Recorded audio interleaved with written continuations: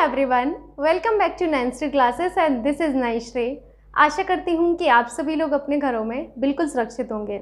आज के इस लेक्चर में हम फूड के अंतर्गत प्रोटीन को कवर करने वाले हैं। आइए देखते हैं। सबसे पहले मैं बात करूँ प्रोटीन की, तो प्रोटीन में आपका कार्बन होता है, हाइड्रोजन होता है, ऑक्सीजन होता है, नाइट्रोजन होता है और सल्फर होता है। अब यहाँ पर आपसे बेसिकली कार्बन का, हाइड्रोजन का, ऑक्सीजन का परसेंटेज और सल्फर का परसेंटेज नहीं पूछा जाता है, लेकिन यहाँ पर आपसे नाइट्रोजन का परसेंटेज पूछा जाता है। तो आप सभी को यहाँ पर याद रखना है कि प्रोटीन में लगभग आपका 14% आपका नाइट्रोजन होता है। कितने परसेंट? 14% नाइट्रोजन होता है। इस नाइट्रोजन को पूछने का कारण ये है क्योंकि जब कभी भी शरीर में इस नाइट्रोजन का परसेंटेज बढ़ जाता है तो हमारे शरीर में यूरिक एसिड जो है आपका जमा होने लगता है, और जैसे ही यूरिक एसिड जमा होता है तो गठिया रोग हो जाता है। आप सभी लोगों ने गठिया रोग का नाम सुना होगा। गठिया रोग का बेसिकली रीज़न यही होता है, शरीर में जब कभी भी नाइट्रोजन की मात्रा बढ़ जाती है, और वो नाइट्रोजन की मात्रा बढ़ती है जब आप बहुत ज़्यादा प्रोटीन कंज्यूम कर लेते हैं। तो जब कभी भी आपके शरीर में नाइट्रोजन बढ़ जाएगा, नाइट्रोजन के बढ़ने से शरीर में यूरिक एसिड बढ़ता है, यूरिक एसिड के बढ़ने से ही गठिया रोग होता है। तो पहली चीज़ तो आपको ये क्लियर होनी चाहिए कि गठिया रोग होता कैसे है। क्लियर हो गया होगा अभी आप लोगों को कि 14% हमारा जो है इसमें नाइट्रोजन होता है। ठीक, अब यहाँ पर हमारा नेक्स्ट होता है कि हमारे दैनिक जीवन में हमें कितने ग्राम प्रोटीन की आवश्यकता होती है। आप सभी को पता है हमारी बॉडी को एक संतुलित आहार की आवश्यकता होती है। उस संतुलित आहार में कार्बोहाइड्रेट होना चाहिए, वसा होना चाहिए, विटामिन्स होना चाहिए एंड प्रोटीन होना चाहिए। लेकिन ये कितनी मात्रा में होना चाहिए ये भी पता होना चाहिए। तो हमें दैनिक जीवन में मतलब पर डे कितने ग्राम आपके प्रोटीन की आवश्यकता है? लगभग 80 से 90 ग्राम प्रोटीन की आवश्यकता हमारे शरीर को होती है। तो ये चीज़ आपको क्लियर कर लेना है कि हमारे शरीर को दैनिक जीवन में आपका बेसिकली 80 से 90 ग्राम प्रोटीन प्रतिदिन आवश्यक होता है। मैंने इसको शॉर्ट फॉर्म में लिखा है, बहुत ही ज़्यादा शॉर्ट करके लिखा है इन पॉइंट्स को, लेकिन आपको अपनी कॉपी में अच्छे से लिखना है ताकि आप भूल ना पाए। हमारे शरीर का लगभग 14 to 17% भाग जो है वो प्रोटीन का ही होता है। वेरी वेरी इंपॉर्टेंट कि हमारे शरीर का कितने प्रतिशत भाग प्रोटीन का बना होता है। आपको यहाँ पर याद रखना है कि हमारे शरीर का लगभग 14 to 17%, देखिए कन्फ्यूज़न नहीं होना है, रखना है आपको। अगर मैं नाइट्रोजन कहूँ तो 14% होता है, लेकिन 14 to 17% मैं बोलूँ तो 14 to 17% हमारी बॉडी जो है प्रोटीन की ही बनी होती है। किस चीज़ की?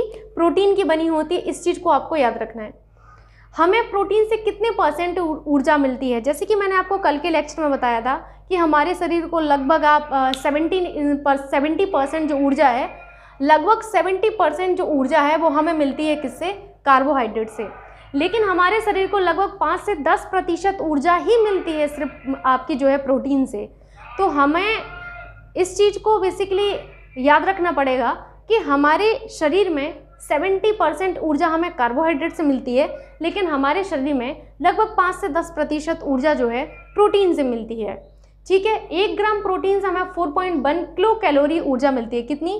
4.1 किलो कैलोरी ऊर्जा मिलती है। इस चीज़ को भी आपको याद रखना है। शायद मेंशन नहीं किया गया, लेकिन आपको नोट करना है कि आपका 1 ग्राम प्रोटीन से 4.1 किलो कैलोरी ऊर्जा मिलती है। कितनी किलो कैलोरी आपकी ऊर्जा मिलती है? ठीक है। नेक्स्ट होता है कि प्रोटीन की खोज किसने की थी? तो प्रोटीन की खोज आपके जे बर्जीलियस ने की थी। कब की थी? 1838 में की थी। वेरी वेरी इंपॉर्टेंट कि आपके जो बेसिकली प्रोटीन्स हैं इनकी खोज किसने की थी? तो प्रोटीन्स की खोज आपके जे बर्जीलियस ने की थी, याद रखिएगा। अब प्रोटीन की जो सबसे छोटी इकाई है वो आपकी अमीनो एसिड होती है। वेरी वेरी इंपॉर्टेंट कि प्रोटीन की सबसे छोटी इकाई आपकी क्या होती है, मतलब यूनिट क्या होता है प्रोटीन का? तो प्रोटीन का यूनिट होता है अमीनो एसिड। जैसे कि मैंने आपको बताया था कि हमारा जो कार्बोहाइड्रेट है इसका जो यूनिट होता है वो ग्लूकोज होता है। आप सभी को बताया गया है। वो आपके जो ग्लूकोज के अणु हैं वो ग्लाइकोसिडिक बंध से आपस में बंधे रहते हैं, और इस प्रकार आपके जो कार्बोहाइड्रेट्स हैं इनका निर्माण होता है। ऐसे ही जब अमीनो एसिड जो होते हैं ये आपके आपस में पेप्टाइड बंध से बंधे होते हैं। किससे? पेप्टाइड जो एक बंध है इस बंध से बंधे होते हैं, और इस बंध से बंधे होने पर आपके जो बहुत सारे पेप्टाइड बंध हैं ये आपकी बेसिकली प्रोटीन का निर्माण करते हैं। तो पहली चीज़ आपको ये क्लियर होनी चाहिए कि प्रोटीन जो है इसकी इकाई क्या होती है? अमीनो एसिड होती है। आपकी प्रकृति में लगभग 120 से भी ज़्यादा अमीनो एसिड होते हैं, बट हमारी बॉडी को 20 ही अमीनो एसिड की आवश्यकता पड़ती है। ये पॉइंट आपको याद रखना है कि हमारी बॉडी को लगभग 20 अमीनो एसिड की ही आवश्यकता होती है। कितनी? 20 अमीनो एसिड की आवश्यकता होती है। याद रखेंगे इतनी चीज़ें आप लोग कि हमारे शरीर में लगभग 20 आपके अमीनो एसिड की आवश्यकता होती है। प्रकृति में तो 120 प्लस आपके अमीनो एसिड मौजूद हैं। ठीक, सभी आपके जो एंजाइम हैं ये प्रोटीन से बने होते हैं, लेकिन सभी प्रोटीन एंजाइम से नहीं बने होते हैं। इस चीज़ को भी आपको याद रखना है कि सभी के सभी एंजाइम जो हैं वो प्रोटीन से बनते हैं। ठीक, प्रोटीन आपके संरचनात्मक कार्यों में भाग लेते हैं, जैसे सेल के निर्माण में, एंटीबॉडी के निर्माण में, एंजाइम के निर्माण में।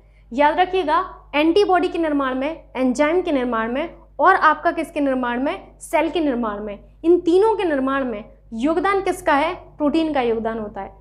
शरीर में अगर किसी नए अंग का निर्माण होना है तो उसमें प्रोटीन महत्वपूर्ण भूमिका निभाता है। अगर कोई अंग कट फट गया है तो उसकी मरम्मत अगर करना है तो वहाँ पर प्रोटीन एक महत्वपूर्ण भूमिका निभाता है, क्योंकि प्रोटीन से ही हमारे शरीर में नए अंगों का निर्माण होता है। प्रोटीन से ही हमारे शरीर में जो क्षतिग्रस्त अंग हैं, जिनकी बेसिकली मरम्मत की ज़रूरत है, उनमें हमारे प्रोटीन का योगदान होता है। इस चीज़ को भी आपको याद रखना है। और ऊतकों की वृद्धि, शायद ये पॉइंट आपको ना दिख रहा हो, मैं बोल देती हूँ, सबसे नीचे लिखा है ऊतकों की वृद्धि। टिश्यूज़ जो होते हैं, टिश्यूज़ की अगर वृद्धि करना है तो टिश्यूज़ की वृद्धि में भी हमारे प्रोटीन का योगदान होता है। विदाउट प्रोटीन ना तो आपके किसी अंग का निर्माण हो सकता है, ना ही आपके शरीर में जो आपका कटा फटा अंग है इसका आपकी मरम्मत हो सकती है, ना ही आपके ऊतकों का निर्माण हो सकता है। इसलिए हमारे शरीर को प्रोटीन की बहुत ज़्यादा आवश्यकता होती है। हमारे शरीर को लगभग 80 से 90 आपका जो ग्राम प्रोटीन है इसकी आवश्यकता होती है। इस चीज़ को याद रखिएगा।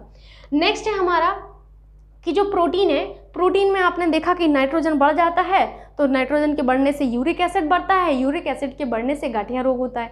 लेकिन इसके अलावा जब कभी भी आपके शरीर में प्रोटीन की कमी हो जाती है तो वृद्ध और वयस्कों की बात करूं, मतलब 18 प्लस जो आपके लोग वृद्ध और वयस्क में आएंगे, 18 प्लस के लोग, उनमें एक रोग होता है प्रोटीन की कमी से, क्वेशरकर। क्या होता है? क्वेशरकर।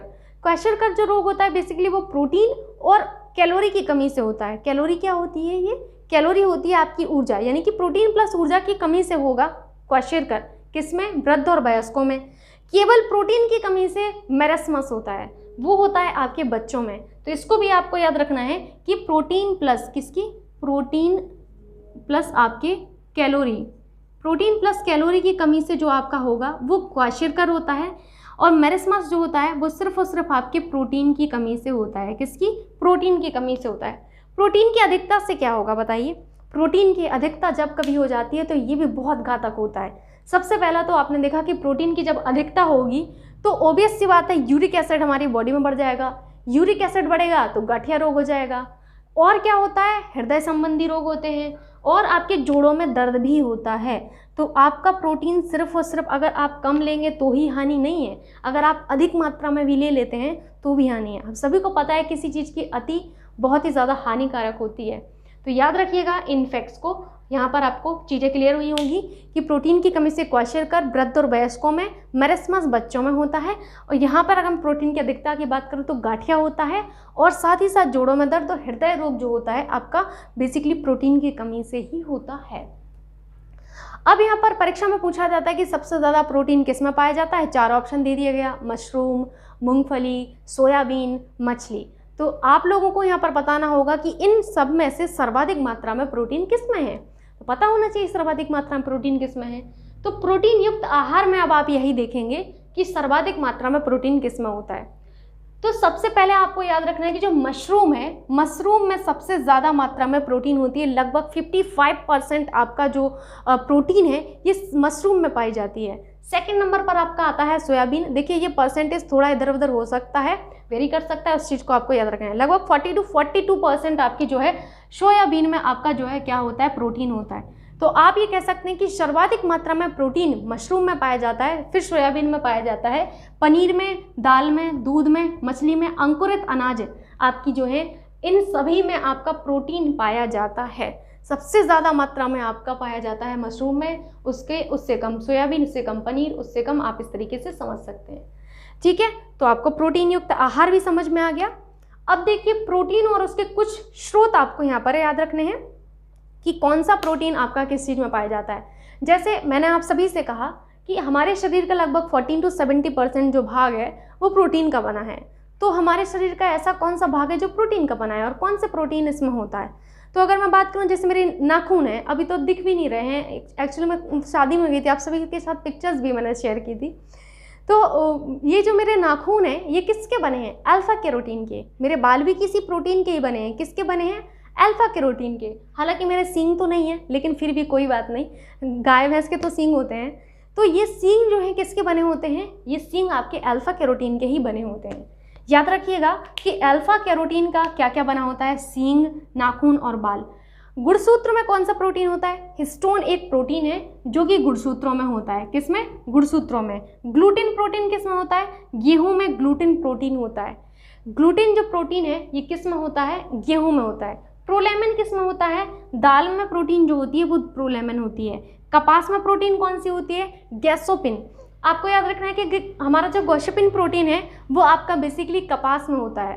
तो ये आपसे पूछा जाता है कि हिस्टोन प्रोटीन आपका किस में होता है, या फिर आपका गुणसूत्र में पाया जाने वाला प्रोटीन कौन सा है? तो वो है आपका हिस्टोन। नेक्स्ट है हमारा कि फाइब्रोइन प्रोटीन आपका जो है रेशम में और मकड़ी का जाल। मकड़ी का जाल आप सभी ने देखा है, तो रेशम और मकड़ी के जाल में फाइब्रोइन प्रोटीन होता है। आपकी फल जो होते हैं इनमें जिलेटिन प्रोटीन होता है। फलों में जिलेटिन प्रोटीन होता है। अस्थियों में ऑसिन प्रोटीन होता है। हमारी अस्थियां ऑसिन प्रोटीन की बनी होती हैं। वहीं मायोसिन और आपका जो एक्टिन होता है, एक्टिन और मायोसिन से हमारा क्या बनता है? एक्टिन और मायोसिन से हमारी मांसपेशियां बनती हैं। सबसे नीचे पॉइंट है, अभी कवर कराऊंगी। ठीक, हमारी उपास्थियां जो हैं ये कॉन्ड्रिन प्रोटीन की बनी होती हैं। किसकी? कॉन्ड्रिन प्रोटीन की बनी होती हैं। लिगामेंट में हमारा इलास्टिन प्रोटीन होता है। और लास्ट मैंने आपको बताया एक्टिन और मायोसिन। मांसपेशियां जो हमारे एक्टिन और मायोसिन प्रोटीन की बनी होती हैं। तो ये प्रोटीन और उसके कुछ स्रोत थे। इसको मैं एक बार फिर से रिपीट करती हूँ, मेरे साथ बोलिए। अल्फा कैरोटीन, सींग, नाखून और हमारे बाल बने होते हैं। देखिए, मैं एक चीज़ आपको बोलना चाहती हूँ कि एक वीडियो को बनाने में बहुत मेहनत लगती है, और साथ ही साथ अगर आप लोग वीडियो को लाइक कर देंगे तो मुझे मोटिवेशन मिलता है आप लोगों के लिए और भी ज़्यादा मेहनत करने का, और भी अच्छा कंटेंट लाने का। तो प्लीज़ आप सबसे रिक्वेस्ट है कि बस आप वीडियो को लाइक कर दिया करिए, और कमेंट में आपका जो भी सुझाव है आप वो कमेंट में कर सकते हैं। आप लोग दोनों ही चीज़ें नहीं करते हैं, लेकिन मैं हर वीडियो में बोलती हूँ कि प्लीज़ आप लोग इतना कर दिया करिए, बाकी ज़्यादा मैं आपसे कुछ नहीं बोल सकती। आइए देखते हैं। गुणसूत्रों में हिस्टोन प्रोटीन होता है। गेहूं में आपका ग्लूटिन होता है। दाल में प्रोलेमिन। कपास में गॉसिपिन। रेशम में और मकड़ी के जाले में आपका फाइब्रोइन। फलों में जिलेटिन। अस्थियों में ऑसिन। उपास्थि में कॉन्ड्रिन। लिगामेंट आपका जो है इसमें इलास्टिन। एक्टिन, मायोसिन हमारा मांसपेशियों में। तो ये आपका पूरा प्रोटीन रहा। इससे ज़्यादा आपसे प्रोटीन में कुछ नहीं पूछा जाएगा। आप लोगों को याद रखना है जितनी चीज़ें मैंने इस लेक्चर में बताई हुई हैं। कोई भी कन्फ्यूज़न होता है कमेंट बॉक्स इसीलिए होता है। मिलते हैं नेक्स्ट वीडियो में। जय हिंद।